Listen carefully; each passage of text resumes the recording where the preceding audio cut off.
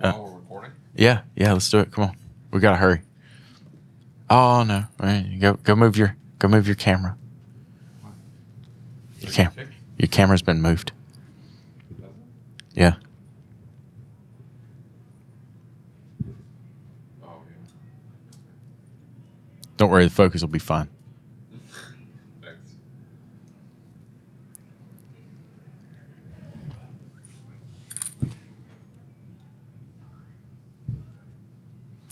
It's windy at the shop and it keeps setting off my Is that all the notifications that you keep getting? Yeah. Is your windy shop Yeah, for sure. Hey, where's your phone at? in my pocket? Open up YouTube. So, how you doing? Open up YouTube I'm afraid. and search. You were just on YouTube.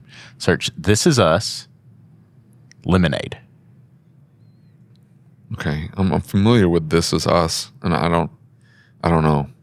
Yeah, that one. Top one. Don't. Becca's vitals are good. She's going to be asleep for a little while, but she's doing fine. We're monitoring her closely. Okay. We lost the third baby, Jack. I'm very sorry. The second baby is a girl, very strong. The third You're baby having was triplets? a little boy, but the umbilical cord was cutting off his oxygen. He was stillborn. Nothing anybody could have done. Just thought this was a powerful moment in a TV show. Having seen it, I will agree. It is. Yeah.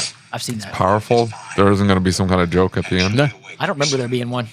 No. You have two beautiful, healthy children, Jack. Boy and a girl.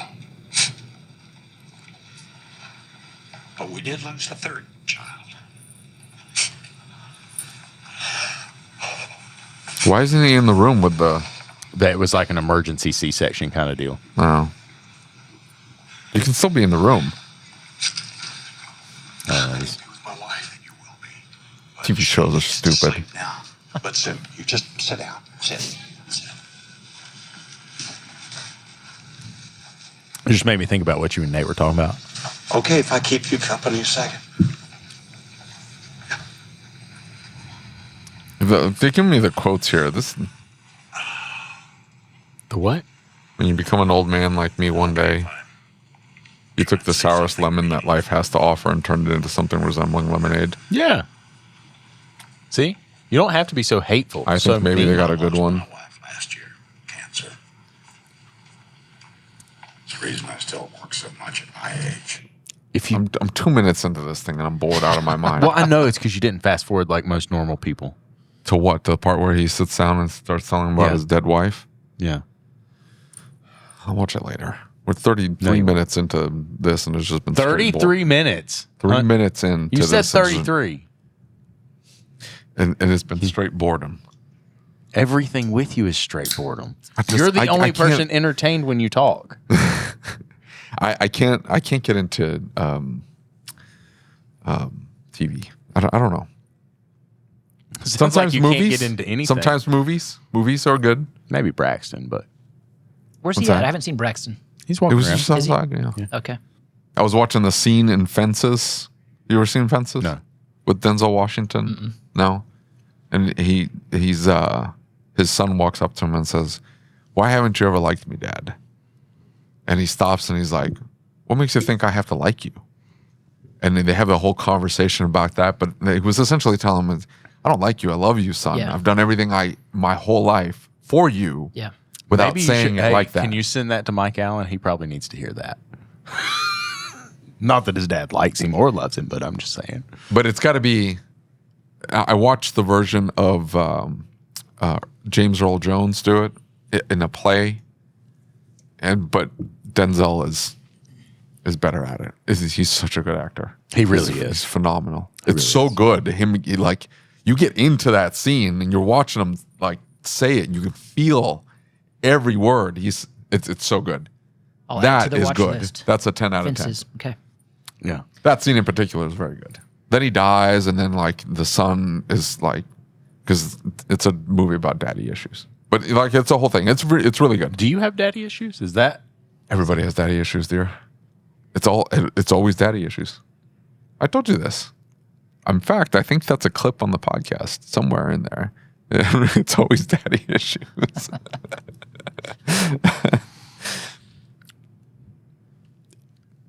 No? I'm not disagreeing. I'm just saying, yeah, like, if we find you on a street corner selling yourself, we know what's up. Those are the daughters. The daughters that have daddy issues end up there. And the rest end up on a podcast, huh? Josh, what's up? Well, here I am.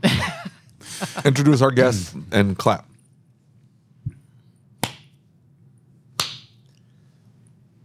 I hate you so much. So much I hate you. Why do I always introduce the guest? You introduce our guest. No, you never introduce the guest. You say, guest, introduce yourself. That's what you say. Yeah, it is. Anyway, Josh, tell the people who you are. Sure. Well, good to see you guys again. Thanks for having me. Yes, sir. My name is Josh Parnell with Limitless Leadership, and so I'm a leadership coach, trainer, and speaker in the industry. Nice. And the beard dude. And the beard dude, yeah. The Bearded Brotherhood is a thing. special project of ours. Ours being my wife and I. My wife is the CEO of a men's grooming product company. That's pretty slick. So Yeah. That is cool. I'm curious, when did this all start? Like, did it start first with the leadership and your beard, or like where did it start at? It very much started after the leadership thing. So I started the leadership company a couple years ago. And then about a year and a half ago, I started negotiations with an existing beard products company, the Okay. owner of that company. And for about a year, we were in negotiations and eventually settled. And about 6 months ago is when we actually kind of kicked this thing off and launched it, if you will. So Nice. We bought an existing brand that is already doing very well. Okay. And then we made a name change to it, but kept the look and the aesthetics of it pretty much the same. Yeah. Well, why did the guy get rid of the company? What was the deal?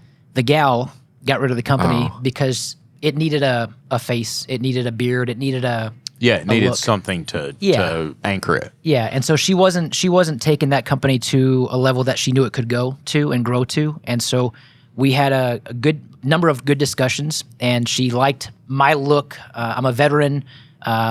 She saw when we met virtually, she saw the American flag in the background and the beard and the tattoos, and so Yeah. she said, "Hey, Well, you can hire somebody. well, She could have hired you. True, but that means she's still working on the business, and she really wasn't working on it. I mean, like one of the first questions I asked her was like, "Look, hey, if I were to ask you how many hours per week is someone putting into this business right now?" She said, "Maybe 3 hours." Oh, she didn't have any passion Yeah. for it. No. She was Yeah, done. for Well, sure. and here's why. So she has another successful cosmetics company already, and the intent initially was to grow multiple companies under this umbrella, if you will. Okay. And pretty quickly she realized this is a bigger undertaking than I thought, and so I'm going to scale back with one and just hit the ground running with the other. And so that's what she did. And so it was a good opportunity for everyone around to do this. Okay. I want to say it was Beard Brand and then Stiffies, and there's like a couple others that their entire thing is around the person who either started it or owns the company, and it's the whole theme is around that person. Yeah, right? And Johnny Slicks comes to mind. Yeah. Live Bearded. Yep. Those are a couple companies. I don't know that come to any mind. of those companies. Really, I don't. Yeah, and so that like they put all the focus. It's really about that is the brand. And, guy. and people attach to that more so than they attach to the product. Even Scott that works for me, he goes. There's a place I want to say it's in Gatlinburg, is where Stiffies is out of or whatever. And like he goes over there just to buy it to talk to him, and like that's his thing. That's what he wants to use. That's all he uses. He wants to go. He drives to Tennessee to go buy. Yeah, and you can buy it online, but it's like Beard there's a products specific scent called and there's Stiffies. a specific product. So you can Yeah. talk to the guy who started Stiffies. People are like that. That's weird. People appreciate the connection side of things. Yeah. Yeah, That's for something. sure. I mean, that's even something that I coach. But in regards to the connection side of things, people want to buy from people that they trust. People want to buy from people Yeah. they connect with. Well, and I think there is a level of it's almost like makes them feel important. It makes them feel like when that person knows them and you build a connection with that person, it's like I'm buying from the person who developed this, or I'm buying from the person who like that's something special to them. But at the same time, you can find an influencer and get teamed up with them, dump a bunch of money into them, and they're dependent on them. Well, and you also got to care about certain that part. brand too. I mean, like the owner that we bought it from didn't really care as much about this brand versus the one that she is already doing. That was another thing. That makes 100% sense. Like she was out of it. She didn't have the passion for it. 1 foot in, 1 foot out. Yeah, that's not going to grow. But I'm saying like to think that she needed somebody that had the look to peddle it. It's like, do you really? No. Yeah. I don't think you do. Like, who's Dr. Squatch? Great point. And you know what's interesting? Like that's a mascot that is on every single one of their products, their commercials. Duke Cannon. It's a there you go, Duke Cannon. Yep, it's mascots for sure. No, I'm not disagreeing Duke with Cannon you. wasn't like a viral. Like Dr. Squatch went viral because of the goofy commercials. That was it. Well, yeah, but I mean, I'm saying like then you look at Black Rifle coffee. Yeah. That was Hoot and Young. That didn't end I haven't well. heard it. Hoot and Young? Hoot and Young is a bourbon and cigar company. Okay. And it was the dude that they wrote Black Hawk Down after. Oh. And then Jack Carr, they just did a bourbon with Jack Carr. Now, I guess it would be my aunt-in-law, my wife's aunt. They do very, very high-end, very special knives for special forces. And they only work for certain branches of the military, right? And they make tons and tons of these knives, and they go all over the world selling these knives. Now, we're not talking about like your average knife, okay? Yeah. We're talking about the budget line starts at like $600. You know what I'm saying? Sure. And goes up from there. But they make Jack Carr knives, and so there's like that branding associated with somebody. And once you take it and run with it, if you can get it to take off, the key is getting that initial like over the hump. Yep. To get enough people talking about it, enough people aware about it.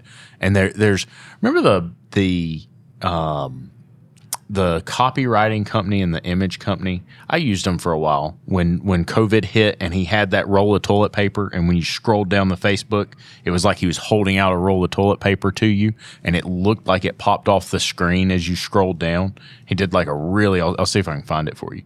Like, Couldn't have been that interesting. I don't remember. Well, I mean, it took off initially very, very lightly, and then it just fell off. And I was asking him, I was like, hey, why did it fall off? And he's like, it was so much work to keep it out there and so much money to keep it out in front of people just to get it to like kind of start and take off. And it was not a product that every single person would use. So not everybody that saw it connected. What was it? He wrote copy. It was a copywriting company, and it was a Facebook or ad image company. Oh. And he would make those. Yeah, okay. But I guess my point is like there's that hump to get over from not even necessarily viral, but you do have to get it from to the concept to the consumer that's going to buy it. Sure. And get them to talk about it. Right? Yeah, I get that. So who are you going to slap up on the Facebook ads? Is it going to be you? Yeah, it'll be me. But so what's interesting is we have a content creator who's got a good look. I mean, big, muscular guy, tattoos, a good beard. Yeah. He's on a lot of our images and reels. Ironically, my wife is actually on more than both of us. Really? And so we go from one concept of the owner was like, well, needs a face. And we were thinking like, yeah, it does need a face. It needs a beard. It needs that look. And we've collectively, between the three of us, been on a lot of reels, a lot of images, and she's trying to, and she's doing a great job, by the way. She's trying to kind of make a name for herself as a male and a black female at that in a male-dominated industry. So she is I'll call her, she's a pioneer of this men's grooming product brand. And so that's something she's trying to do with this. But man, it's going well. I mean, we're making sales. We're growing slowly, and we're connecting with some influencers who are partnering with us as well. And so there's some collaborations coming up, and a lot of fun, exciting things with this. Hey, we can capture the entire mechanic market with the jaded mechanic. If you can like get him to calm that thing down and get it combed down and yeah, so you got to be a little careful. That thing is scraggly and and unkempt. So I've talked to both Charles Sandville, the humble mechanic, and Jeff Compton, the jaded mechanic. I guess we need more mechanics with an attribute and for an adjective in front of their names. But all these mechanics, both of them. So Jeff is going to have the Bearded Brotherhood sponsor his podcast. Yep. And Charles, he and I are still chatting. I mean, this dude's got 1 million YouTube subscribers. Dude, I'm telling you, he's something else. He's such a amazing. good dude. He's amazing. Such a good dude. And Great like, heart. you know, when you find a creator that is as popular as he is, that is literally as humble as the dude is. Like that is like not just for show. Like dude as humble as it gets. And like really serves the community because we're fairly close to each other, right? Like what he does for the community colleges, what he does for the kids coming into the industry, what he does for the associations. He is a legit human being. He is. Like, He's incredibly really approachable. I even in my coaching, I'll talk about like the best ability for a leader is availability. Yeah. And Charles is definitely, he's always someone who's willing to listen. He's willing to chat anytime. Like he's an incredibly humble, approachable individual. Right. He really is. He really is. But his beard is a little scraggly. His beard goes a lot of which ways. You know, that's okay though. The products are for anyone with a beard or anyone without a beard. I mean, it's like it's a brotherhood. That's what it is. Yeah. And you slather it on your forehead, David. I'm just saying, like they're gonna be like, oh, so I buy this product and that's what get Jeff's beard. Have you ever heard of Patrick's? I have not. So Patrick's is this Australian company, and they make hair care and facial care and stuff like that. It's a men's brand. And he built this entire brand on like, hey, my shit's not cheap, right? My shit's expensive. Yeah. And if you want the best, fine, do it, right? Here's the best, right? Like shampoo, $180 for shampoo and conditioner. Oh, get out of here. But now like. Ain't no self-respecting man buying $180 shampoo. Dude, Says it the sells bald man. like wildfire. Listen, even if I had hair, I'm not spending $180 on shampoo. I'm just telling you. That shampoo better regrow my hair. Well, that particular one, that's what it does. Is it's a growth or whatever. Yeah, so it's got some purpose behind it. Yeah. I like the concept though. Even our prices are more than the average beard oil. Like the premium scents that are in that box, it's a $35 oil. Yeah, and you can find beard oils at Walmart, Target for $8-9. But they don't smell very good. But there's They're also, sticky. but you get what you pay for, you know. And there's this like I've always believed in premium and quality. I mean, you don't see Rolex with discounts or coupons. You don't see these massive name brand companies. Well, I mean, that's the whole thing around this brand. And like, go look it up. This dude got uber famous, and the brand grew like wildfire. And he just hit it just right. And his marketing and everything he does is just around this one concept. It's really cool. But it's because he's not selling the product; he's selling. What are the benefits? Like you're not buying a beard oil. You're buying confidence. Yeah, exactly. You're buying that like the feeling. And people will buy that kind of stuff. Patrick. Yeah, there you go. Men's daily thickening. But they sell all kinds of stuff. Stupid is what it is. $95 for thickening shampoo. Is it as stupid as you are, though? I mean, that's really the question. I just find the whole concept idiotic. I'm just saying, it's not just shampoo. They sell all kinds of stuff. Oh, I see that. For $70, I got an essentials travel kit for thin hair. It's not just thin hair. I'm like saying, click on the website. They do deodorant and they do face scrubs and they do all kinds of stuff. And like, if you go look up his product, everything he does is about the highest quality. And that's what's interesting about it is everything he talked about was like, hey, I'm not BSing you. I'm going to the very highest quality, and here's where it is, here's what it is, and here's why this is different. Yep. Right? Until somebody does an expose and says, this is the cheapest shit that you can find on the market. Some kid in China is whittling this thing, mixing the chemicals together and shipping it to you for Turns out it wasn't $60. chemicals, is pure protein. $60 for some eye serum. Yeah, we could both use some of that at this point. We look old as hell. Hey, so we are old. Hey, I was watching a video of myself that I'd shot in like 2018. Oh, and I looked like a baby. Awful. And I'm like, did you have a beard? Yeah. Oh, Yeah, did I you? did. Okay. Yeah. Okay. No, it wasn't the beard that was making me look Okay. older. Yeah. You could see that you're like, did I have that many wrinkles? Like, what the hell happened? So I was stressed out of my mind in 2018. I don't know how the hell that happened. I'm less stressed now. You are looking pretty rough these days. I mean, I am too. I saw a video the other day of it was me and you talking, and I was like looking. I was like, dude, I've got these huge bags under my eyes. Do I not sleep? Sometimes you get on camera, it looks like you haven't slept. Mm-hmm. But you know, I tell you, like, you should Damn, get you some look like rest. shit. I never say it like that. I'm just saying, hey, Yeah, you you might should as get well. some rest. That's what I'm saying. Yeah, I probably should. But I'm talking from an aging standpoint. Like, It catches it's only you. been like 6 or 7 years. Like, that is an immense amount of aging. Yeah, we have gone downhill. There's no doubt about that. I did not age very gracefully for the last 6 years. There's not much you do gracefully. I didn't think it was going downhill that quickly. That's what I was just impressed. I'm like, holy crap. How I old cannot are you, David? believe 44. Okay. I cannot believe how old I've gotten in those 6 years. Yeah, it's bad. Did you know, is there a particular age? Like, I'm 42. I'll be 43 next month. And I feel like when I turned 40, I'm like, it just slowly, like, it really started going. Now, around 40 was when the time when I jumped into entrepreneurship too. And I mean, any entrepreneur, any business owner, you guys know, like, Yeah. it's gonna wear. See, look on at you. him. Not that I'm ignoring anything you're saying. I'm just saying, like, what the hell? How is he 42? I look like I'm 52.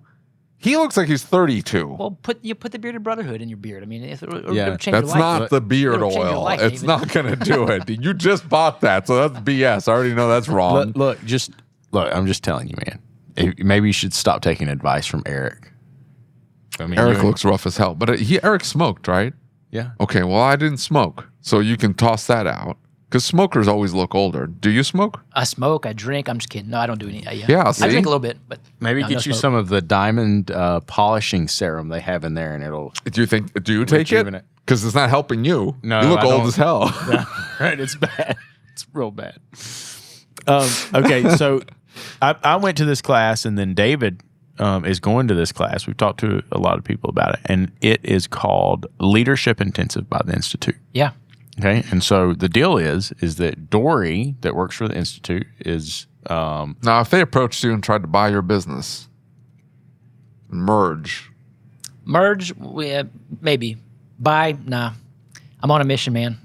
Well, like the guy that because they ended up buying or merging like 3 or 4 coaching companies because did they they? wanted the talent that was particular one of them. sectors, Yeah, one of them they bought because they wanted the customer base. Yeah.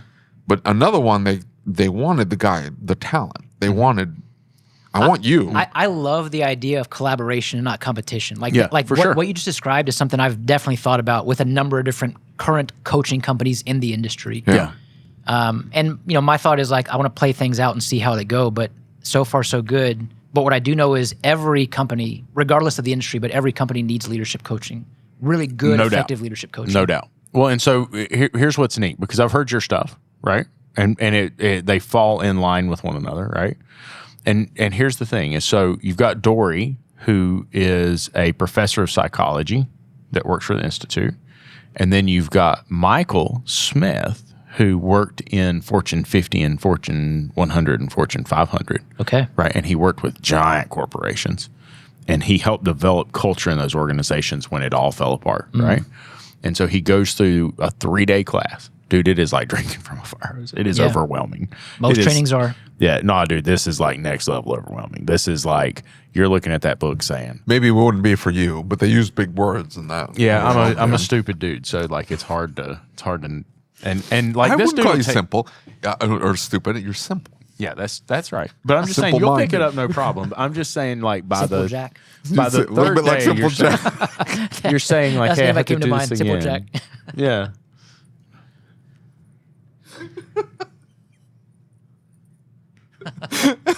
He's just water coming out of my eyes.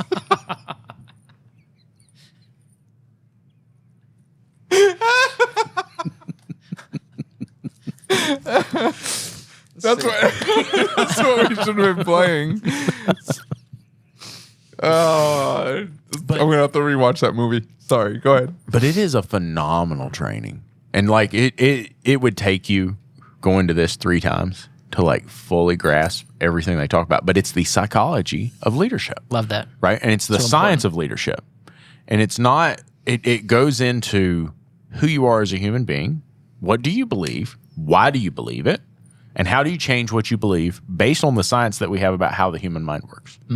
I mean, dude, it is an intense class, right? Love that. And so I just, like, you're doing the leadership coaching thing. Does the science behind leadership have a place in as we teach our teams? In other words, is that too much for them, right? Because this is a really in-depth class. I took a manager to it. Yeah. And he came back and he was like, dude, my mind is blown. He's like, this is, I'm questioning every decision I've ever made as a father. I'm questioning the decisions I've made as a husband. I'm realizing that I did not set myself goals. I depended on everybody else's goals and said, oh, I'll just take your goal and I'll run with that. And my entire level of success in my life is based on, did I hit your goal? But I never had anything for myself. And he said, so now I realize that I don't have to just be a leader in the business. I have to be a leader in the family. I have to be a leader as a husband. I have to be a leader as a brother, right? Yeah. And so it was so cool to see that transformation saying like, hey, if I want to take things and move them in a direction and I have this responsibility, it's not as simple as just saying, I'm a leader. Correct. I'm at the top of the food chain. And I mean, there's so much to unpack there. To answer your question, yes, it is necessary. We can make it more relatable, more understandable. You know, genius is the ability to reduce the complicated to the simple. Right. And a philosopher will take the simple and make it complex, but a good communicator will take the complex and make it simple. Yeah. But what you just described is we have to know the why, and your team has to know the why, because when the why is clear, the how is easy. Yeah. And so when you as a shop owner can cast a clear vision, I believe that we cast the vision, we being shop leaders, shop owners, the team is who drives the mission towards the vision. Right. So in this case, the vision is the why, the mission is the how. And again, I'll say it again, when the why is clear, the how is easy. So yeah, to answer your question, it's 100% necessary. So the problem is that, and I've lived this, right? I'm super guilty of this. The why can be super clear at the beginning, and then life happens. Yep. And the why gets muddy. And that's okay. And our actions don't align with the mission or the vision or the why, right? Because Until it's too late. Exactly. Correct. And so we made a little bit of a mess. Things didn't go the way we expected. We tried to clean it up. We tried to do this. All this happened. Well, listen, every single time, I'll go back to the Tim Kite thing, and he talks about like you, if it's going to happen to you, it must happen through you, right? Mm-hmm. And if you are not exuding and talking about and doing what you say every single day, because leadership is literally obtaining trust from people through repeated actions. So good. Yep. Right? And so if we don't accomplish that, and we start doing things that are antithetical to what we said we wanted to accomplish in our why. Big word, David. Yeah. I learned it from him. It doesn't count. No, maybe it was Dutch. Yeah, that sounds like a Dutch word. But my point is like over time, right, we can damage our ability to lead by not doing what we say we're going to do. Say what you mean what you say. Yeah. Right? And I think you brought up a good point. It's okay for a vision to change. Mm-hmm. I mean, over the course of any one of our careers and our lives for that matter, our purpose can change. Yeah, for sure. Our vision can change. We need to make sure that we're clearly and effectively communicating the change and the pivot to our team, to our family, to those around us, so that the why does remain clear and the how does remain easy. But what you just described is really where, from a leadership coaching perspective, one of the biggest and most impactful things that I bring to any shop is the implementation and the implementation of one-on-ones. So what do one-on-ones look like in your business? Yeah. Most of the time when I talk to shop owners or service managers are the bulk of my clients. I'll ask, what does a one-on-one look like in your business? Well, I had a one-on-one with so-and-so about 3 months ago because he had a discrepancy with such and such. So already the purpose behind that one-on-one was for disciplinary reasons.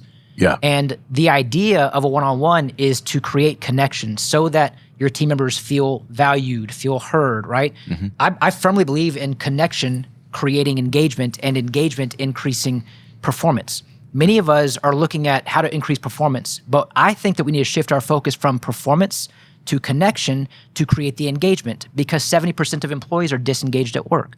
However, conversely speaking, 80% of team members say that they are fully engaged if they receive meaningful feedback at least once per week. And whether that's in the form of a one-on-one, whether that's in the form of just regular open conversation, the main thing is we have to make sure that we're showing up differently for our team, and I believe that it starts with connection. And it can't be noise. It can't be. It can't be noise. It has to be This is not about us. Yeah. This is about, like, if I'm leading you, this is not about me. Yeah. So what I need to do a better job of is going and asking questions. Yeah. Like communication, when we think about communication, we often think about words coming out of our mouth rather than what's coming into our ears. Yeah. And if I'm serving you as a leader, then I need to ask questions. I believe we can provide clarity and direction versus For sure. directive, right? Right. I don't disagree with that. And I'm a big believer of we promote what we permit. Right. I like that. And as we go through that and we look at it, right? Because as a leader that's in a business and things get heated in business. And I'm not, when I say heated, I'm talking about like the pressure's coming at you and there's things coming in every direction. It can be tiring, right? And so all of a sudden, I don't want to engage this situation right now because I've got all this other stuff on my plate over here.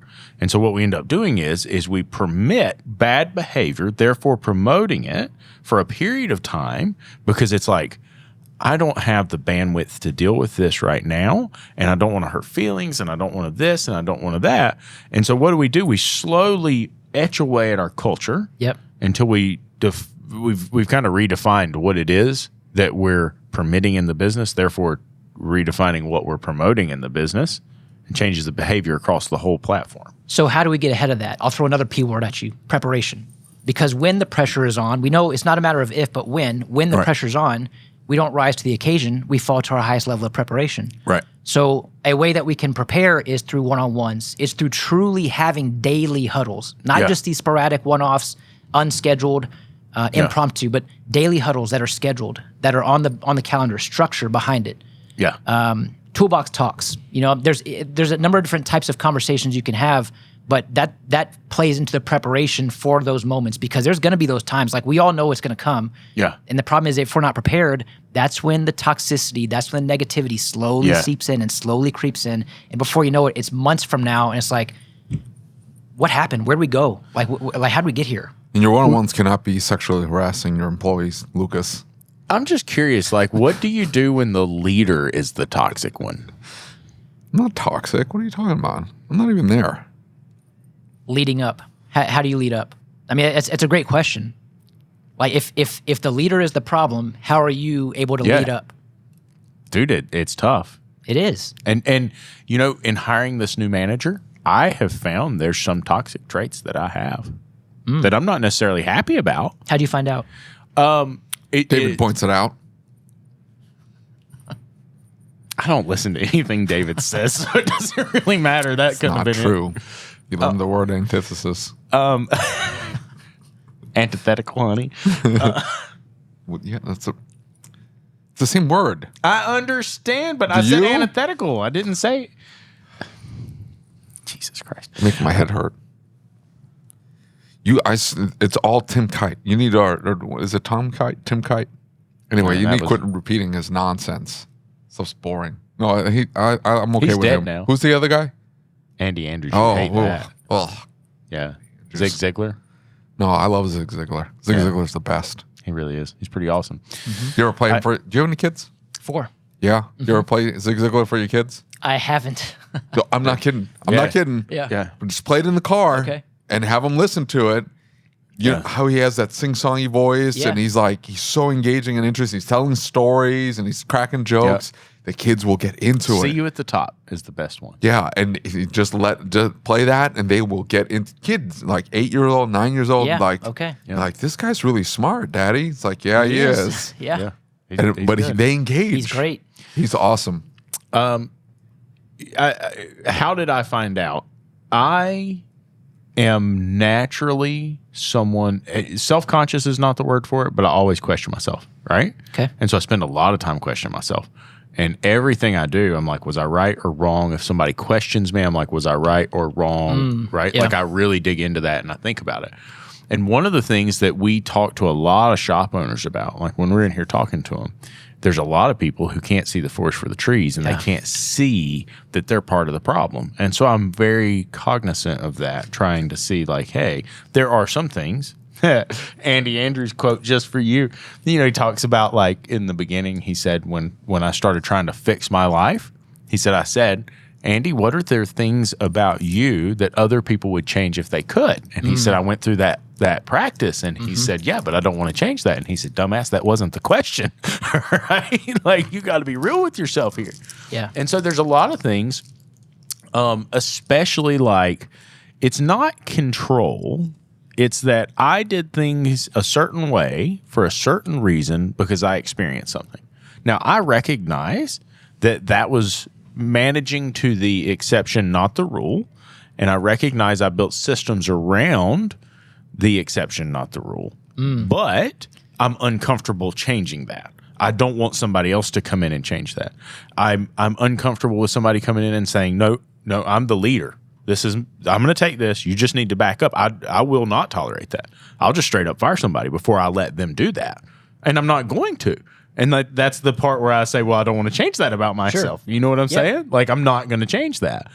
But I also have to recognize there's weaknesses in some of my positions, right? And I think it's important that I love the fact that you're willing to hear and not just hear, but listen to the feedback that you're getting. Yeah. Here are two great questions to ask. One is to yourself and one is to your team. The question to yourself is, does my team feel the weight of my title or the influence of my leadership? I like that. Second question that you're asking your team is, what is it like to be on the other side of my leadership? Yeah. Because that question, once you have a pretty consistent cadence of one-on-ones, you're creating safety and trust so that you can provide clarity and direction. Yeah. So once you have a pretty consistent cadence of one-on-ones, your team's going to be more open. Their guard's going to be down. Their defense is going to be down. They're going to be more open and transparent about the true, honest feedback that that you're asking for. For sure. So when you ask that question, hey, what is it like to be on the other side of my leadership? You're very likely to get some real, raw feedback. And it does not necessarily mean it's comfortable, just so you know. It doesn't mean it's comfortable, but at the very least, you've created safety and trust to some degree that will prompt them to give you that information. You know what's really interesting is the new manager I hired is from the dealership world, right? Okay. And my staff would come to me and they would say things, and I would be like, I'd go to him and I would parrot what they said and said, hey, I'm not going to tell you who said it, but there was a little bit of concern about this. And he's like, I asked them and they didn't say that. They wouldn't tell me that. And it got to the point that me and him were butting heads. And I'm like, dude, I'm telling you, this is what they're saying. And he's like, but they won't tell me that. Why won't they tell me that? And he was beginning to question. I can tell you why they're not. So he's asking questions that warrant a yes or no response. Well, it's that. But one of them came out and just straight up said why they weren't saying it to him. I asked. I'm like, dude, I know that you said that. And I was like, I even think it's probably on tape because the camera was over top of us when you said it. Okay. And I know you said that. Why didn't you tell him that? How can he lead effectively if you won't tell him how you feel? And he said, let me tell you something. I worked in a dealership for 12 years. And he said, I have been fired for less than saying that to Safety him. and trust. He doesn't have it yet. Yep. He He went and fired a bunch of people as soon as he started. No, but what I'm saying is that person who gave you the real feedback, he does not feel safe or trust the new hire yet. Yeah. So the new hire needs to create safety and trust, but right now he's trying to bypass this to provide clarity and direction. Yeah. He can't do this without this. Right. Because it doesn't work. It doesn't. You can fight that uphill battle all you Sure. want. Trust me. I know. Yeah. David, I think what he's saying is you're a fuck up. I'm telling you, you're going to have to fire all of your staff and put in new people. I'm not doing that. I know, but I'll fire the other staff members first. I'm not doing that. I'll just go back and work in the shop all the time. how are you going to do that and the family business? Exactly. I'm going to hire you to run the family business after Juan takes over, done with care. Was this hire, was he your first dealership hire? No. In that role? In that role, Yes. yes. And he, listen, he is extremely intelligent. He's extremely capable. He is. There's a lot of things of learning how we do things and why we do things. And for so many years, he's been taught a completely different vision of we serve human beings, right? Mm-hmm. That's the core of my business. We serve human beings. Love that. You're not fixing cars. Right. Serving. Yeah. Love that. Right. Yep. And he comes from an organization that would do anything they could to get the money from you. Yeah. And it did not matter if you had to lie. It did not matter if you had to cheat. It did not matter if you had to steal. I had to talk a client off the ledge when she found out that he worked for us because she absolutely had a terrible experience at the dealership he worked at. And I said, no, we don't do that here. Just because he's here doesn't mean we do that. And she's like, you promised me you won't treat me like they did over there. And I said, I promise you I will not. Right? And so this is just different than anything he's ever seen. And it's been hard on him, right? I feel for the dude. It's been hard on him seeing this. And like, I've watched him question himself and say, holy shit, is my entire belief system broken? Like, is this thing that I thought wrong? He probably should be asking those. I mean, that's healthy for him to ask those questions, because if he's going to change, he's got to really look at the thoughts that he has, because our thoughts dictate feelings, our feelings dictate actions. Absolutely. Actions dictate results. He has to challenge these thoughts. Yeah, because if you don't, man, you will end up in a big old cycle of you think you're right all the time. It's tough, and then you got to replace him too, and it costs you 6 to 9 months of his salary to replace him. Yep. So anytime I work with a shop owner specifically, I talk about like making sure you're getting the right person on the bus and getting the wrong person off the bus. Yeah. And when you're hiring someone, I always encourage any shop owner to hire your CIA team member. People who are coachable, intelligent, and who have a good attitude. Yeah. And we know what coachable people are like. When I say intelligent, I'm not necessarily talking about book smarts. I'm talking about emotional intelligence, recognizing when to exercise empathy, for example. And then attitude. Speaking of Zig Ziglar, here's my favorite Zig quote. Your attitude, not your aptitude, will determine your altitude. Yeah. Find the people who are gonna fit your culture, who are gonna have the right attitude to really help you grow and develop that culture. For sure. To me, a CIA member, that's a recipe for success. Do you think that the experiences and the things that a lot of these people have been through, right? Because we know that there's a lot of dealerships who have very, very toxic environments. Yeah. Right? They're dangerous environments in some ways for your mindset. Do you think that it makes it difficult or almost impossible to bring that person into your facility that does not believe that way and doesn't operate that way? Does it add a layer of complexity? Is it possible to convert them into the other lifestyle? Yes to both of your last questions. Yes, it adds a layer of complexity. Yes, it is also possible to convert them. They have a perspective. They have a perspective that no one else has. And with perspective, that gives them the ability to influence those around them. That's why I say we're contagious. We can either infect or we can affect. And you can affect change, but the problem is that perspective that they have that needs to shift in order to be effective as an influencer, as a leader, it takes time. And a lot of shop owners don't have that time. Yeah. I mean, it takes a lot of time. So we kick them out before we ever get That's the thing. Yeah. I mean, could they get there? Yes. But I mean, it's going to take a significant amount of time for them to really shift and change. Is it worth the investment? Overnight. That's a loaded question. I mean, it really depends on the person. This is why I think the interview process is so important. I think the 3 opportunity areas that a lot of shops, and really just any business in general for that matter, are not capturing opportunities on is effective onboarding, proper training, and consistent coaching. I agree. I don't disagree, but it's a lot of work. It's a lot of work, but it's worth it too. I mean, it is, but where's the time come from to do it? With more training comes more time. When you have that time, don't jump on Facebook, don't jump on Instagram. Yeah, Lucas. Train. Shut up. Well, here's what I'm saying this. Like, when you go to training, all of a sudden you're introduced to processes that create more efficiency, more productivity. So when you get that time back through proper training, then what are you doing with that time? My hope is that you're doing more training, because training is not a once-a-year thing. Training should be like an athlete treats practice. Yeah. You're going to training, you're training every single day. Micro-training. Micro-training. So John Dornbos, he was the keynote for this morning. He talked about how, in his career as a long snapper with primarily the Eagles, he played, 5-second plays, maybe 10 times a game. We're talking about less than a minute per game. Yeah. The average football player across a 53-man roster only plays about 6 to 7 minutes per game. Right. But how many hours of practice is going into that game? Yeah. I mean, it's hours, right? And let's flip it back into our industry. In a shop, it's all game and little practice. Because all game is with your customers, with your guests, right? It's all game and little training. Here's the thing, is that I've done a lot of research on practice. I've done a lot of research on training and myelin and why our brain does what it does and how it impacts our motivation and why we make the decisions we make, right? And when we talk about training, musicians are probably the very best way to look at it, is because, like, what do exceptional musicians do, right? Do they go and play the entire song? No. They master one part of the song and they get that part of the song right. They match it. And they go, okay, they'll play that one part over and over and until you've heard them do it. It's the most miserable process ever. Like, it's terrible. And like, hear them sing that one thing over and over and over and over again until they master that one chunk. And so there's an entire study of this where they talk about practicing one discipline at a time, mastering the one discipline, then maintaining that discipline, so coming back and practicing from time to time as you work on the next part of the song, right? And so they step through life like that, and that's how they mastered the particular song to get it right. And so I think that in a shop, if we want to have mastery, because that's where mastery comes from, right?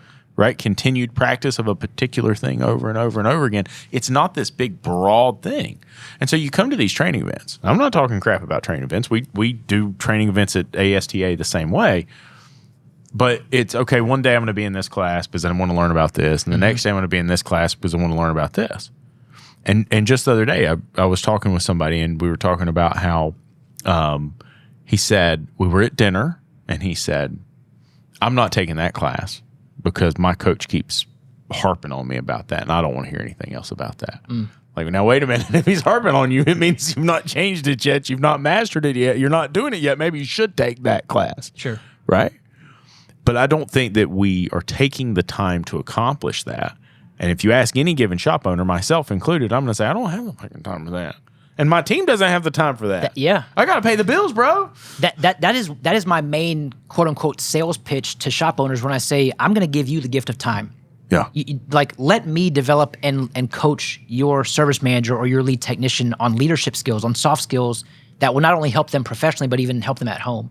Yeah. But, to go back to what we're just talking about, there's a quote from Nick Saban. He said something along the lines of, we don't practice so much so that we get it right.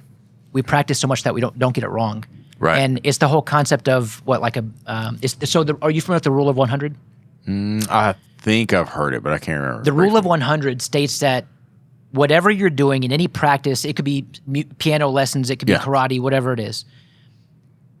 If you practice 100 hours, 100 hours a year, which is only about 19 minutes per day, you'll be better than 95% of the world in that specific practice. Right. But, I think there's this concept of, like, has this karate guy, done 10,000 kicks once, or has he done one kick 10,000 times? That's mastery. Yeah. And the problem is, when we go to training, we get this boatload of information. We're drinking from a fire hose, to your point. But statistically speaking, 70% of what you're getting today is going to be forgotten tomorrow, and 90% will be forgotten in a week. And so we just expect to go to training, send our team to training, and they come back and 3 months go by, and it's like, well, didn't you learn that at training? I mean, why do you have questions about it? Well, I forgot. You didn't most re-engage it. You didn't continue to practice. You didn't. That's right. Repetition breeds retention. Right. So it's got to be consistent, time and time and time and time again, and then repeat that process to get retention. Are you going to repeat the process, David? Because it doesn't seem like you're developing. I don't think you understand. Like, I can't do that over and over and over again. I should be able to just tell you and then just, like, get it and go. Yeah, I struggle with that too. Strong leadership. Yeah, I mean, no, there is no strong leadership. I mean, I want my way. And if you don't know what my way is. Well, you don't even tell them your way. That's sort of the problem. They have to kind of, get the vibe and then figure it out. And then if they get it wrong, they get yelled at. No, it's not. I don't yell. I nut tap. You're nut tap when you're being playful. But when you don't, you yell. It's not what you said last time I tapped you in the nuts. Poor Braxton gets yelled at. I think it's an opportunity also for us to schedule it because, is it a priority? No, when there are so many things on the list of priorities. we don't even take lunches. Let me ask you this, because I know where you're going. Like, have either of you ever scheduled a vacation where you're not working, but you're going on vacation and you're flying out, you're going to a destination? Have any of you ever scheduled a vacation and missed your vacation?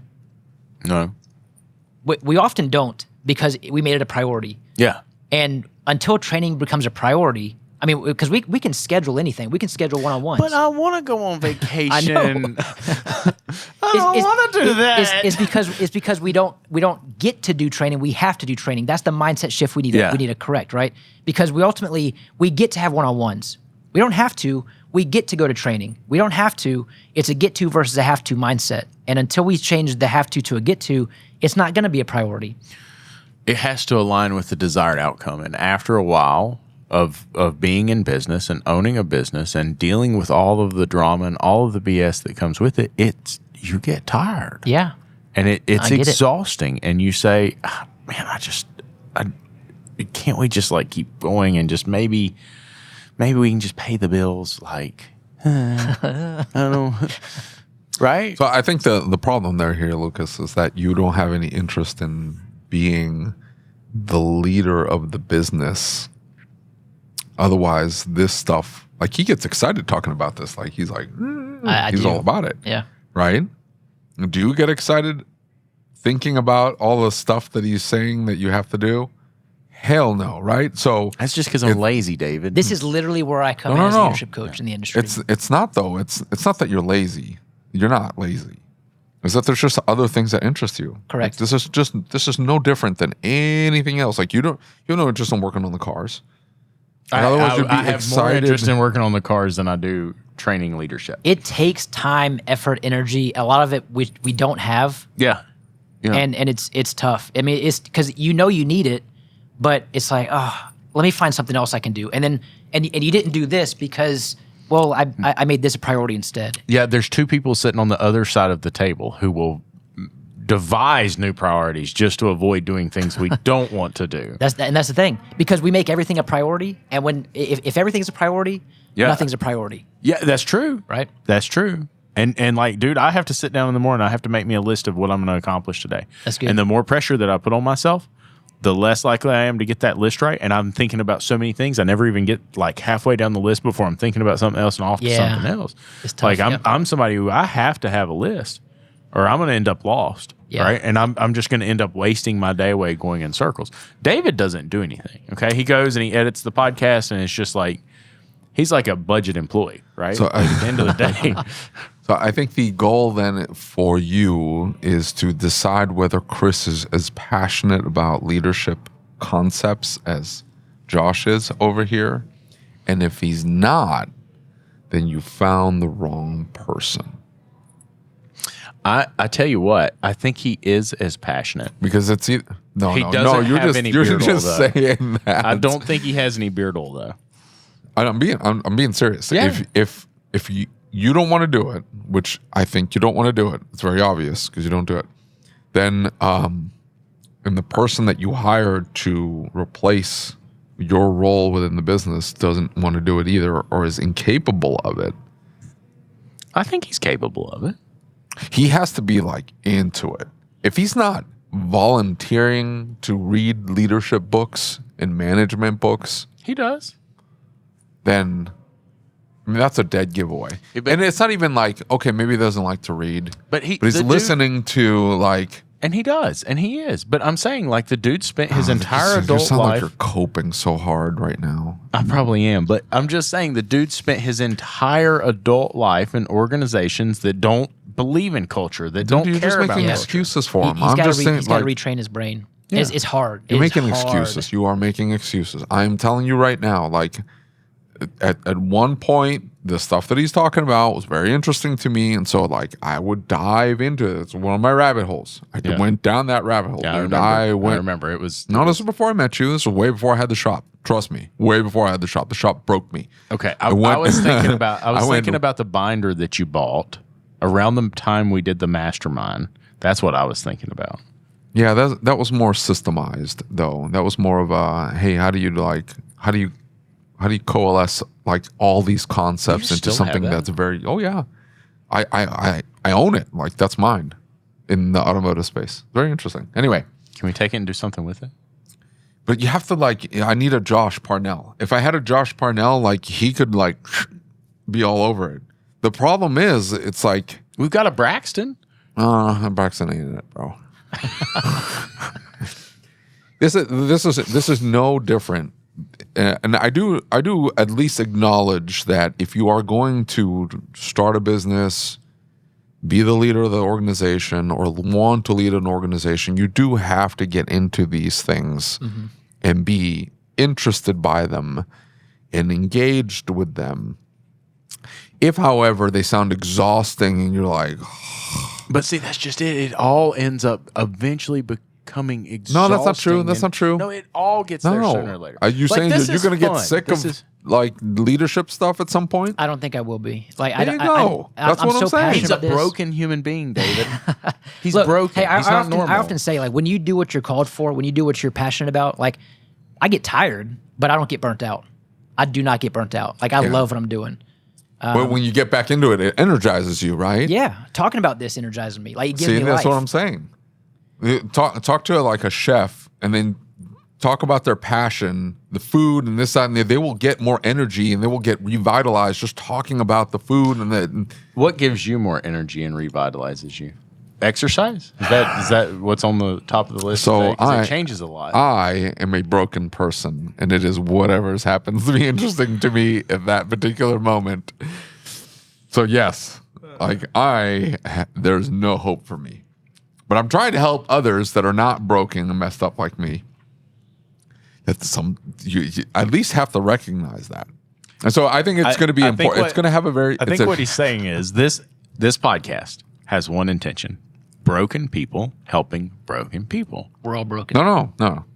Broken people, broken person, trying to help those not be as broken. Based on the stupid, effed up things the broken people have done. Yeah, that's always been the shtick. It's like, Yeah, hey, just don't wanna- make the mistakes that I've made. That's going to be a conversation I'm going to have with Juan. Is like, hey, if this stuff doesn't interest you, then this is not a good role for you. Not the shop. He can keep doing what he's doing now, but you don't want to buy the business and be the leader of the organization without having some interest in being a leader of men. Yeah. You see what He I'm just saying? wants you to leave him alone. That's all Juan wants. Is that his why? Yeah, that's his why. He just wants David to leave him alone. That's all he wants. That's not true. That's not true. He misses me. We have conversations.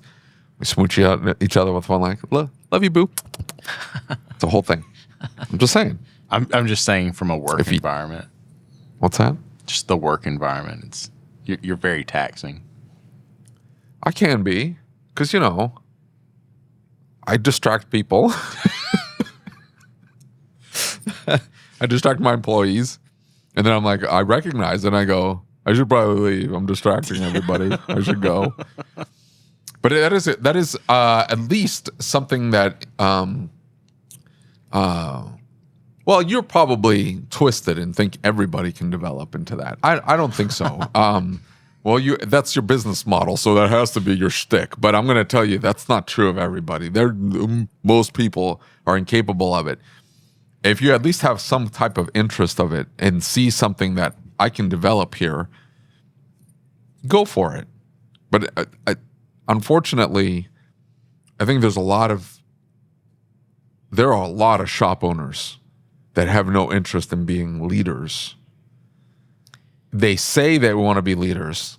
They're like, oh, I just got to learn this leadership thing. Yeah. It's like, dude, I don't think it is a skill, but there's also an art to it. And it is something that needs to be practiced and crafted. 100%. And so, do you want to put the work into it? Because it's going to be like anything else. Do you want to be a great diagnostician? Yes. It Then can you're be going to have to go to tiring. training. You're going to have to be engaged. Look, Brandon will watch 6 hours of Diag YouTube straight and will be like, and if you, after 6 hours, an entire day of work, 6 hours of Diag YouTube, which I find so boring, and then you start talking to him about poking wires and stuff he gets energizing and he will start talking about it and get all excited again. That is 100% down his alley, passion. great. He will be a fantastic diagnostician. He will continue to develop. You know the path that he's on is the right one for him. You have to approach leadership the exact same way. Leadership is different in a sense, though, in my opinion. No. Because it can be heavy, right? In other words, in some ways, we're taking on the emotions and the challenges of other people.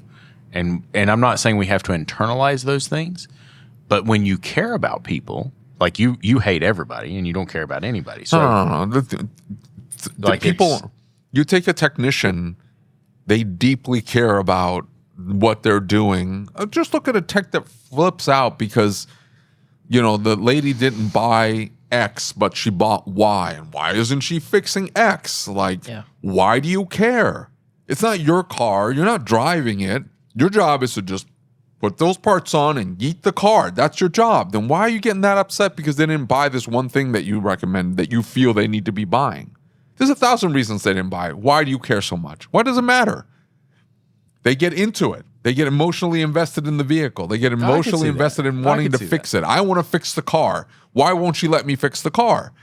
So you don't have the money to fix the car, bro. That's why they get into it. It's no different. Like, why? The dude that was calling me out going, why? Oh, Connor, why was it you getting that mad at the car, the inanimate object? Like, why do you care? It's like, I don't know. I shouldn't care.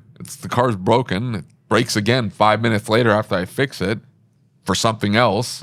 I shouldn't get that upset, but I do. This is no different. You are internalizing that emotional toll that you shouldn't. This is just a process and understanding. I understand the situation. Here's how we fix it. This is how we move forward. You understand the path. I think it's for no me, different. though, I think for me, the problem becomes is that it takes consistency. I'm not a consistent person in the first place. That's true of anything, though. And then we had a whole thing like the long snapper practicing. Like, you don't think there's I'm just consistency there? Like, you got to practice every single day. But I'm saying that the consistency of like, okay, I got this fixed, and then a couple hours later, it's back, and like now we've got to retrain this habit. And like, why do we keep falling back to this habit? And we've talked about this, and we've worked through this, and it's just, and then some people can't be trained into that. And you just said you have to be coachable. What was the other two? Yeah, intelligent and have a good attitude. There you go. But that's CIA, why bro. Like, leadership is a full-time job. It really is. Like leadership is a full-time job. And here's what I see. Most of the folks that I work with, most of them are service managers, but they're doing player and coach type things. So service managers are selling, they're checking in guests, they're doing parts reconciliation, and there's very little leadership. And what I mean by that is there's not many times that they're doing the daily huddles or the one-on-ones or developing other people through empowerment, through delegation. And and maybe a controversial statement, but I'll say, as a leader, I don't think you should be in charge of anything, but you should be responsible for everything. Right. What I mean by that is you're leading through delegation. Yeah. You are now delegating the responsibilities to other people that they're in charge of, but you are responsible for the outcomes of those responsibilities. And this is an opportunity I see a lot, especially in this in this industry. There's a lot of shops who there's such a cloudiness to an advisor, for example, getting a promotion to a service manager. And they get the promotion where they're leading people in a formal sense now, but a lot of them are still doing very much of the same thing they were doing as an advisor. Just the title. That's it. It's a title with more responsibility, and if they're not being coached accordingly or trained properly, it also comes with more stress, more anxiety. We talk about like when emotions are high, logic is low. And so we talk about emotional regulation. Like emotional maturity is having feelings, but not letting our feelings have us. Yeah, and so when you talk about true. to the technician, like I talk about the 3 Ps. Well, how can we pause, process, and pivot? But there's psychologists and counselors and therapists that take these people and they spend months and years with them. No, that's their business model. But you're right. Like, I can't fix you. Otherwise, you'd stop being a customer. Because I'll say this, because I have my own coach. And like as a coach, I have my own I work with my own coach twice a month. Okay. I work with my own counselor once a month. I'm also married to a licensed counselor, so I get free counseling even when I don't want it, which is all the time. But I need it. But here's the thing. When I first started going to counseling years ago, I struggled. Like I needed counseling because I could not understand how to change my thought process or my thinking patterns. Now, it took me a year. It took me a year to get to the point that my mind did what it needed to do on its own. Well, right? and so now I still go to counseling, not necessarily because I quote unquote need it, but I do know that I can't afford not to go because I understand. Yeah, automotive lingo, like it's routine, it's scheduled, it's repetitive maintenance. Yeah, it's an oil change for sure. I need it. I don't disagree with that. And like for instance, I talk to people all the time about mindfulness and like mindfulness meditation. Yeah. Okay, like it's not something that if you do it and sit down, because a lot of the people that I've said that to, and I've had listeners come back and say, "Dude, I tried it." Yeah, you tried it once. This is something you got to do every day for 6 months before it really and the cool thing about it is almost like leading and coaching people. It sounds very familiar. So the exact same thing, Lucas, I talk to clients about journaling because when I first learned about journaling on my very first counseling session. We're getting really soft here. I'm just saying we're going down a very uncomfortable path here for me. But David, that's the problem because it's not like a dear diary. Today I did. That's not what it is. Like journaling. So think about it like this. Humans have up to 60,000 thoughts per day. Yeah. Studies show that 80% of our thoughts are negative. 90% of our thoughts are repetitive. Yeah. So we're trying to figure out life just like that on the fly. But I equate journaling to a math equation. If I were to ask either one of you guys, all right, what is 347 times 862? Could you give me the answer right now? I mean, probably kind of thing. It would take you a minute, right? Yeah. But what if I said, without using your calculator, take out a pen and paper and write 347 times 862? Could you get the answer quicker? Sure. Journaling is exactly like that. When you start working things out and writing things out, you're asking a question, then you answer the question, and then you ask a question based on that answer, and you answer it. You're getting clarity and direction through this deductive modeling. Of course. I talk to myself. Is that the same thing?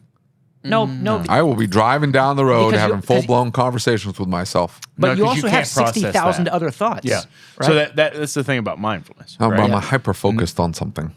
No, you don't hyper-focus on anything. I do. You tell yourself you do. You don't. Trust me, we're close enough friends, I know. Here's the thing, is that the mindfulness, right? Like you eventually get your brain to the point that you have taught yourself to do it automatically. You don't realize it's happening in the subconscious instead of the conscious. And then what it does is it teaches your mind that those are just thoughts. They don't require action. They don't require investment. They don't require anything. They can come in and go out. Right. Yeah. Exactly. And so then what that means is you can quieten the noise a little bit to where you can focus on the things that you need to focus on and you can get yourself moving in a direction. Love that. But it's not going to be something that you can do one time and it works. You have to practice this over and over and you teach your mind a new way of doing things. I love that. And so, and when I first learned about journaling, I tried it. I went back to my counselor and said, it didn't work. Yeah. And he was like, yeah, exactly. Yeah, and I tried it again. And it didn't work. And it's because I wasn't putting in the work. It wasn't until I hired a coach not long after that, and our very first coaching call, he talked about journaling. I'm like, oh, here we go again. I'm getting soft, David, right? Here we go again. And he's the one who told me about the math equation analogy, and it clicked. And so I forced myself to limit distractions, turn off technology, get by myself in a quiet room with a pen and pad, and just do it. And through a handful of days, it took at least a week of consistent action, I finally started getting the clarity and direction that I was really seeking. Yeah, for sure. Mindfulness is the same thing. Yeah. Mindfulness is the exact same thing. David, we all hate you. Just say no. I can't write it down. That's going to be a thing. No. Maybe I'll voice the text into it. Dude, I could not imagine that. Holy shit. I mean, like, it would be... they say that most human beings do have 60,000 thoughts and whatnot. I'm going to tell you, David's in the 250,000 range. And you don't monologue to yourself? Do you monologue to yourself? Yeah, don't get me wrong. Like you don't play like scenarios out and you're like all day. In fact, you earlier you said that you'll question like, did I do the right thing? My biggest opportunity area as a human is being more decisive. Yeah. And as a leadership coach, I will say that I'm not the most decisive. But we need to be as leaders. But I do that kind of stuff all day. It's not like that though. It's not. I don't question myself because he knows everything already. So there's no reason to question it. But I do play out. The reason why he thinks that is because I go through whatever path I'm looking to go down. I start to play out scenarios, And I'm like, okay, well, when we get into this, and then I sometimes talk out loud and I start pacing, and I will go through scenarios and situations, and what if this happens, and then this becomes a struggle, and then I'm just trying to play things out in my head, so I don't get sidetracked and I don't get blindsided by anything. I just want clarity in the direction that I'm going. I just don't write it down. Yeah, but it's very much monologuing, like out loud talking as I'm walking through, and I'm like, I'm doing this whole thing. So I would encourage you to put it on paper. Just try it because I have a feeling you're going to have less distractions on paper than if you're trying to just figure it out in your head. Like, I like the practice that you're talking about. I'm sure it works, but I'm wondering if it might be even more beneficial to write it out. The only thing I'm not trying to disagree with you. I do see that maybe I could go writing it down. I'll have to type. I can't handwrite. It goes too slow. And then it turns into scribbles because I'm like, okay, hurry up, write it out. I can type faster. So I could go back to it and just reassess what the hell was I thinking when I did this? Because I will have forgotten. Sounded like a good idea at the time. Then it turns into a nightmare, and I'm like, what the hell was I thinking? So yeah, I know. I paid the price for many of those things. Let me go back to that particular date and go, you revisit it, and it might have a completely different perspective. Maybe, yeah, I could see that. There could be some value there. Yeah, I'm just saying, you need to have a conversation. I'm going to have a conversation with Juan. You have a conversation, and what's a good starter book in your mind? Like, hey, I want to become Josh Parnell. Step 1, read How to Win Friends and Influence People by Dale Carnegie. But that one's, that's too psychological. 7 Habits of Highly Effective People by Stephen Covey. That's still too psychological. Get a grip. No, hold on. I hate business books. I hate them. Hate them. And also, I can say whatever I want. I would just want to point this out because we're a minute and 10 into this. I just want to point this out. A minute and 10? An hour and 10. The mind's going faster than the mouth. The mind's going faster than the mouth. You've done this like 4 times. Have I? Yeah, you've like mixed up I'm wondering if there's some dementia, Alzheimer's, something going on over there. Maybe it's the injections. I'm taking extra creatine. You know, it has cognitive benefits if you start pushing. Creatine does? Yeah. Wait, so are you taking like more than the recommended dosage? Well, so you can take 3 to 5 milligrams or 3 to 5 grams a day. At 5 grams a day over a 28-day span, you'll saturate the muscles, and then you get the strength gains and the increased muscle. And all it is water retention in the muscle. But you do get some strength increases. If you take more than that, though, at 10 to 15 to even 20, depending on the size. Now, you got to be a bigger guy, right? Yeah. But at 10, 15 to 20, they specifically studied this in older people that were starting to go down. Their minds were starting to go down. They saw an improvement in just jam-packing them with a whole bunch of creatine. Like 10, 15, 20, 25 grams of creatine in older people was reversing their dementia. How long have you been doing it? Oh, I've been like 2 years now. Yeah. Oh, like but I was over, doing... Like, no. So I just started the over. How I don't know, 30, 45 days maybe 2 months. Any in that noticeable range differences? There. I don't know. I don't think I was a good responder to begin with. And I don't overly respond to just about everything that's out there. Okay. It is more like, I know it's doing something like magnesium. Magnesium's really important in your body, right? Most people don't take enough magnesium. They don't get enough magnesium. It's just one of those that, hey, do you want everything to work? You got to take magnesium. You got to have a lot of it. So I take it, but if I didn't take it for a week and then I started taking it for another week, would I feel any different? Probably not. And in my mind, I'm like, yeah, I feel the same. Yeah. But I know biochemically something is happening there. It has to be. Sure. Vitamin D is another one. Mm-hmm. You want all your hormones to work, you gotta take vitamin D. And I will do blood work and see the difference between not taking it and taking it. There is a huge swing in the amount in my blood. I just want to point out that if I want to... ran out. I need to go get some. What? Vitamin D? Mm-hmm. And magnesium. I don't sleep worth a shit, and if I take magnesium, I sleep. Oh, yeah. It's great for sleep.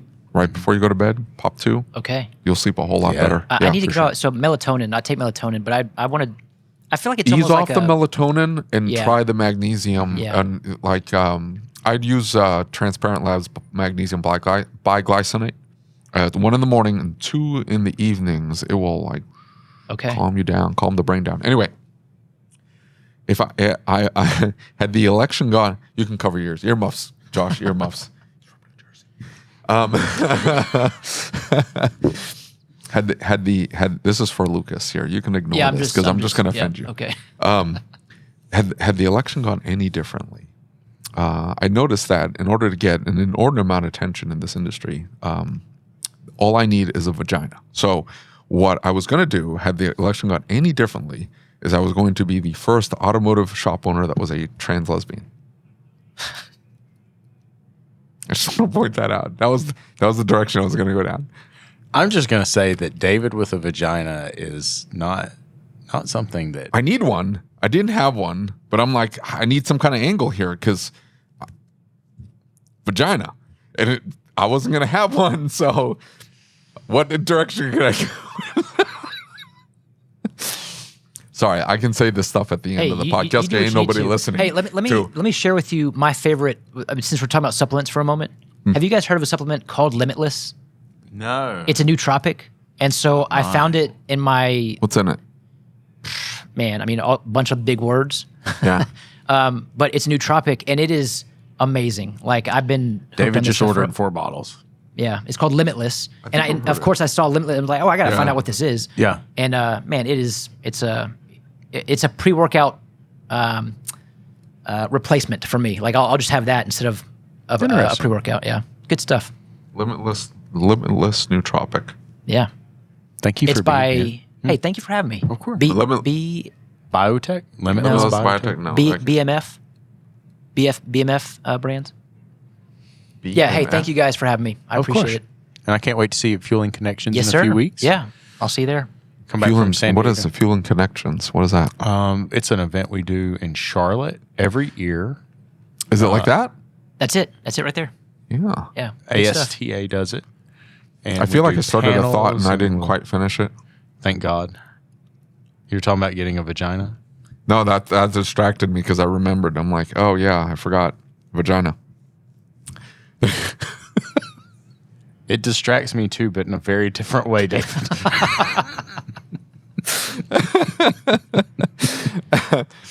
I'm gonna check out and see what's in this. This is interesting. Order a couple bottles. I want to see what's in it. I'm probably taking something that's already in this. Trust me.